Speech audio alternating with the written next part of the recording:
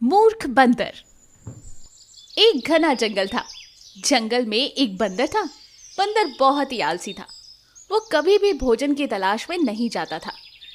एक दिन हाथी केला खा रहा था, तो बंदर हाथी के पास जाता है और उससे केला छीन कर खा लेता है।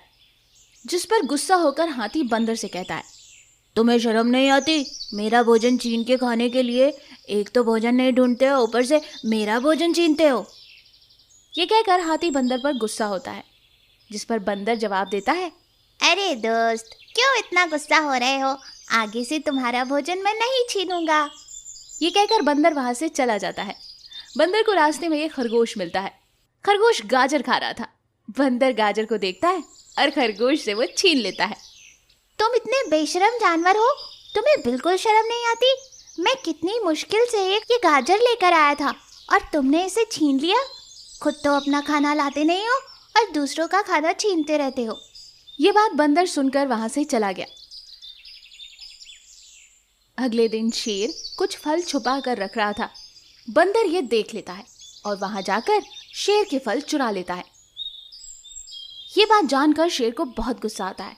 तुम्हारी इतनी हिम्मत! तुमने मेरे फल छुपाए, मेरा भोजन खा लिया। तुम इस जंगल के जानवर हो, इसीलिए मैं तुम्हें छोड़ रहा हूँ। अगली बार इस तरफ दिखाई दिए तो तुम्हारी खैर नहीं। शेर की ये बात सुनकर बंदर उदास हो गया और वो वहां से निकल जाता है। रास्ते में बंदर को एक आम का पेड़ दिखता है। आम के पेड़ को देखकर बंदर मन ही मन सोचता है, अरे वाह, कितना बड़ा आम का पेड़! अगर मैं इन आमों को तोड़ लूं तो बहुत दिनों तक मुझे भोजन ढूंढने की जरूरत नहीं पड़ेगी और इसकी वजह से मैं किसी का भोजन नहीं चुराऊंगा और मुझे किसी की डांट भी नहीं खानी पड़ेगी। ये सोचकर बंदर कुल्हाड़ी लेकर आम के पेड़ पर चढ़ जाता है और एक डाली पर बैठकर जिस डाली पर वो बैठा था उसी डाली को काटने लगता है। इतने में उधर से एक खरगोश आता है। वो बंदर को देखकर उससे कहता है, अरे दोस्त, ये तुम क्या कर रहे हो? जिस डाली पर बैठे हो उसे ही काट रहे हो। बंदर खरगोश की बात नहीं सुनता और उससे कहता है, तुम इतने जरा से हो और मुझे समझा रहे हो, चलो जाओ यहाँ से। तभी वहां हाथी आता है। अरे दोस्त, तुम ये क्या बेवकूफ़ी कर रहे हो? ऐसे तो तुम गिर जाओगे। मेरा भोजन है, खुद ढूंढ रहा हूँ, इससे तुम लोगों को क्या मतलब? मैं किसी की बात नहीं सुनने वाला। थोड़ी देर में शेर भी वहां आता है। बंदर को समझाने की शेर भी कोशिश करता है, लेकिन तब तक डाली कट चुकी होती है और बंदर धड़ाम से नीचे गिरता है। तभी शेर बंदर को देख के कहता है, देखा बेवकूफ़, हम तुम्हें समझा रहे थे लेकिन तुमने हमारी बात नहीं मानी, इसलिए तुम गिर पड़े। भोजन मेहनत से मिलता है, बेवकूफ़ हरकतों से नहीं। उस दिन से बंदर को अपनी गलती का एहसास हुआ और उसने अपने भोजन के लिए खुद मेहनत करना शुरू किया। साथ ही इस कहानी से हमें ये सीखने को मिलता है कि किसी बेवकूफ को समझाने का मतलब दीवार पर सर मारना होता है। जल्दबाजी भालू। एक घना जंगल था। जंगल में तरह तरह के जानवर रहते थे। उन जानवरों में से एक भालू और बंदर दोनों बहुत अच्छे दोस्त थे। भालू को बंदर पसंद नहीं था और बंदर को भालू, लेकिन फिर भी दोनों आपस में अच्छे दोस्तों की तरह पेश आते थे। एक दिन भालू बंदर से कहता है, दोस्त, क्या तुम आज स्नान करने तालाब पर नहीं गए? नहीं दोस्त, क्या हुआ? कुछ नहीं दोस्त, उस तालाब के पास एक केले का पेड़ है, जो पेड़ जिस पर बहुत अच्छे केले लगे हैं।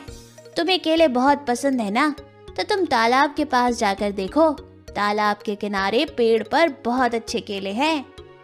ये सुनकर बंदर भागा भागा तालाब के पास जाता है और उसे कोई भी केले का पेड़ दिखाई नहीं देता। तो बंदर मन ही मन सोचता है, इस भालू ने मुझे झूठ बोला, मुझे जानबूझकर बेवकूफ बनाया, मेरा वक्त बर्बाद किया, उसे तो सबक सिखाना पड़ेगा। ये कहकर बंदर अपनी जगह पर वापस चला जाता है। बंदर को भालू पर बहुत गुस्सा था, फिर भी वो नकली मुस्कुराहट लिए बंदर भालू से पूछता है, दोस्त, मैं नदी के पास गया था, वहाँ पर कोई भी केले का पेड़ नहीं था, तुमने मुझसे झूठ क्यों कहा? अरे यार, मैं तुम्हें बताना ही भूल गया, वो कल रात मुझे एक सपना आया था। उसमें मैंने देखा था कि तालाब के किनारे केले का पेड़ था। ये बात मैंने तुम्हें नहीं बताई, मुझे क्षमा कर दो, मैं भूल गया था। ये कहकर भालू अपने मन में सोचता है, ये तो एकदम लालची बंदर है। मैंने तुम्हें जानबूझकर झूठ कहा था। बंदर को मैंने उल्लू बनाया। एक दिन भालू और बंदर भोजन की तलाश में घूम रहे थे। बहुत दूर चलने के बाद भालू थक जाता है और बंदर से कहता है, दोस्त, हाँ, मैं तो बहुत थक गया हूँ और मुझे बहुत भूख भी लग रही है। अब मैं आगे नहीं चल सकता।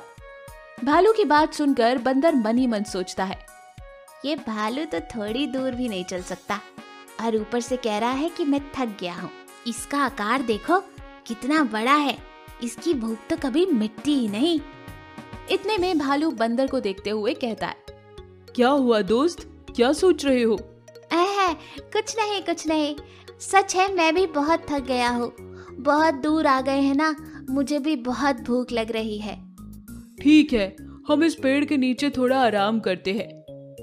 बंदर और भालू पेड़ के नीचे सो जाते हैं और वो दोनों सो रहे थे कि पेड़ के ऊपर से एक मांस का टुकड़ा और कुछ हड्डियां नीचे गिरती हैं। तुरंत भालू हड़बड़ा कर आंखें खोलकर देखता है